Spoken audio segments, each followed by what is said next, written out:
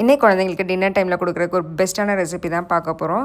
குழந்தைங்க சாப்பாடு கிண்ணத்தை மடன் காலி பண்ணி விடுவாங்க. அவ்வளோ டேஸ்டியாக இருக்கும். இது பண்ணுறதுக்கு ஒரு பாத்திரத்தில் தண்ணி ஹீட் பண்ணிவிட்டு ஒரு தக்காளி வேக வச்சு எடுத்துக்கலாம். தக்காளி இந்த மாதிரி தோல் உறிஞ்சி வரும். ஆறுனதுக்கப்புறம் தோலை ரிமூவ் பண்ணிவிட்டு இதை பொடி பொடியாக கட் பண்ணி எடுத்துக்கலாம். பெரிய தக்காளியாக இருந்தால் பாதி தக்காளி எடுத்துக்கோங்க. சின்ன தக்காளியாக இருந்தால் ஒரு தக்காளி போதும். இப்போ ஒரு பாத்திரத்தில் நெய் ஹீட் பண்ணிவிட்டு இதில் கொஞ்சமாக சீரகம், பொடி பொடியாக நறுக்கின இஞ்சி, கருவேப்பிலை சேர்த்துக்கலாம். இஞ்சி குழந்தை வாயில் பட்டால் கூட தெரியக்கூடாது, அந்தளவுக்கு பொடி பொடியாக நறுக்கிக்கோங்க. இப்போ நம்ம நறுக்கி வச்சுருக்க தக்காளி இது கூட சேர்த்துட்டு 10 நிமிஷமாக ஊற வச்சுருக்க வெள்ளை அவலையும் சேர்த்துக்கலாம். இதுக்கு 3/4 கிளாஸ் அளவு தண்ணி சேர்த்துட்டிங்கன்னா 3-4 நிமிஷத்துலேயே நல்லா கெட்டியாகி அழகாக வெந்து வந்துடும். இப்போ நம்ம சேர்த்துருக்க கருவேப்பிலையெல்லாம் ரிமூவ் பண்ணிவிட்டு இந்த வின்டர் நேரத்தில் குழந்தைங்களுக்கு வெதுன்னு ஊட்டி விட்டுக்கலாம். குழந்தைங்க ரொம்ப விரும்பி சாப்பிடுவாங்க. இந்த மாதிரி குழந்தைங்களுக்கு நிறையா ஹெல்த்தியான டேஸ்டியான ரெசிபிஸ் பார்க்குறக்கு நம்ம சேனலை மறக்காமல் ஃபாலோ பண்ணிக்கோங்க. இன்றைக்கி குழந்தைங்களுக்கு ஒரு பக்காவான வெயிட் கெயின் பேபி ஃபுட் தான் பார்க்க போகிறோம். இது குழந்தைங்களோட எலும்புக்கும் நல்லா ஒரு ஸ்ட்ரென்த் கொடுக்கும். இது பண்ணுறதுக்கு ஒரு டேபிள் ஸ்பூன் அளவு சிகப்பு அவல் ஒரு 10 நிமிஷத்துக்கு முன்னாடி கழுவிட்டு ஊற வச்சுருக்கேன். 1 டேபிள் ஸ்பூன் அளவு ராகி மாவு. இது கூட ஒரு பெரிய கிளாஸ்க்கு 1/2 கிளாஸ் அளவு காய்ச்சின பசும்பால் சேர்த்துக்கிறேன். 1 வயசுக்கு கீழே உள்ள குழந்தைங்களுக்கு நீங்கள் பாலுக்கு பதிலாக தண்ணியை சேர்த்துக்கலாம். 1 வயசுக்கு மேலே உள்ள குழந்தைங்களுக்கும் பால் இன்னும் கொடுத்து பழக்கலைன்னா கொஞ்சமாக பாலும் மீதி தண்ணியும் சேர்த்துக்கலாம்.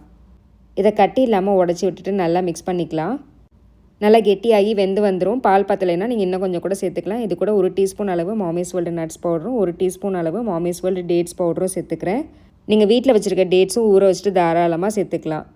இது கூட நெய்யும் சேர்த்துட்டிங்கன்னா ரொம்பவே டேஸ்டியான பாரேஜ் ரெடி ஆயிரும். கொடுக்கும்போது பாதி நம்மளே சாப்பிட்றோம், அந்த அளவு டேஸ்ட் நல்லாயிருக்கும்.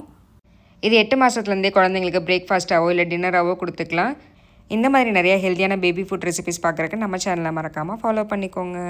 குழந்தைங்களுக்கு இட்லி சாம்பார் இந்த மாதிரி செஞ்சு கொடுக்கும்போது நல்லா தலைன்னு ஆரோக்கியமாக எடை கூடுவாங்க. இது பண்ணுறதுக்கு 2 ஸ்பூன் அளவு பாசிப்பருப்பு ஒரு 10 நிமிஷத்துக்கு முன்னாடி ஊற வச்சுருந்தேன். இது கூட உருளைக்கிழங்கு, கேரட் சேர்த்துட்டு கொஞ்சமாக மஞ்சள் தூள், கொஞ்சமாக சாம்பார் தூள், 10 மாதத்துக்கு கீழே உள்ள குழந்தைங்களுக்கு கொஞ்சமாக சீரகத்தூளும் மிளகுத்தூளும் சேர்த்துக்கலாம். இது கூட கொஞ்சமாக வெங்காயம், தக்காளி சேர்த்துட்டு ஒரு 1/2 கிளாஸ் அளவு தண்ணி சேர்த்துட்டு குக்கர் மூடிட்டு 3-4 விசில் விட்டுறலாம். நல்லா வெந்ததுக்கப்புறம் இது கூட கொஞ்சமாக நெய்யில் சீரகமும் பெருங்காயமும் தாளிச்சிட்டு இது கூட சேர்த்துக்கலாம். சீரகம் பெருங்காயம் சேர்க்கும் போது நல்லா டைஜஸ்ட் ஆகும். நல்லா மிக்ஸ் பண்ணிவிட்டு இது கூட ஒரு பவுலில் ஒரு இட்லி எடுத்துகிட்டு நம்ம வச்சுருக்க சாம்பாரை இது கூட சேர்த்துட்டு நல்லா மசிச்சுட்டு குழந்தைங்களுக்கு ஊட்டி விட்டுக்கலாம். குழந்தைங்க ரொம்ப விரும்பி சாப்பிடுவாங்க, நல்லா ஆரோக்கியமாக எடையும் கூடுவாங்க. இந்த மாதிரி baby food recipes, wait gaining baby food recipes பார்க்குறதுக்கு நம்ம சேனலை மறக்காமல் ஃபாலோ பண்ணிக்கோங்க. உங்கள் குழந்தைங்க நல்லா வெயிட் கெயின் ஆக வேணாம், சாப்பாடு கிண்ணத்தை ஃபுல்லாக மடன் காலி பண்ண வேணாம் அப்படின்னு நினச்சிங்கன்னா இந்த ரெசிபி கண்டிப்பாக ட்ரை பண்ணாதீங்க. அது என்ன ரெசிபி அப்படின்னு பார்க்கலாமா? இதுக்கு ஒரு பிளெண்டர் ஜாரில் ஒரு சப்பாத்தியை பிச்சு போட்டுக்கிறேன். 1/2 கிளாஸ் அளவு காய்ச்சின பசும்பால் சேர்த்துக்கலாம். 1 டீஸ்பூன் அளவு மாமிஸ் வேர்ல்டு டேட்ஸ் பவுடர் சேர்த்துக்கிறேன். 1 டீஸ்பூன் அளவு மாமிஸ் வேர்ல்டு நட்ஸ் பவுடர் சேர்த்துக்கிறேன். இது ஒரு 10 நிமிஷம் ஊற வச்சுட்டு அரைச்சிக்கலாம். இது கொடுக்கும்போது கொஞ்சமாக நெய் சேர்த்துட்டு கொடுத்துக்கலாம். நம்ம நெய், நட்ஸ் பவுடர்லாம் சேர்த்து கொடுக்கும்போது குழந்தைங்க நல்லா ஆரோக்கியமாக வெயிட் கெயின் ஆவாங்க. பிரெயின் டெவலப்மெண்ட்டுக்கு ரொம்பவே நல்லது. கோதுமை தசைக்கு நல்லா ஒரு வலு கொடுக்கும். இது உப்பு போடாத சப்பாத்தியை எடுத்து பாலுக்கு பதிலாக தண்ணி சேர்த்தா 8 மாதத்துலேருந்தே குழந்தைங்களுக்கு அழகாக கொடுத்துக்கலாம்.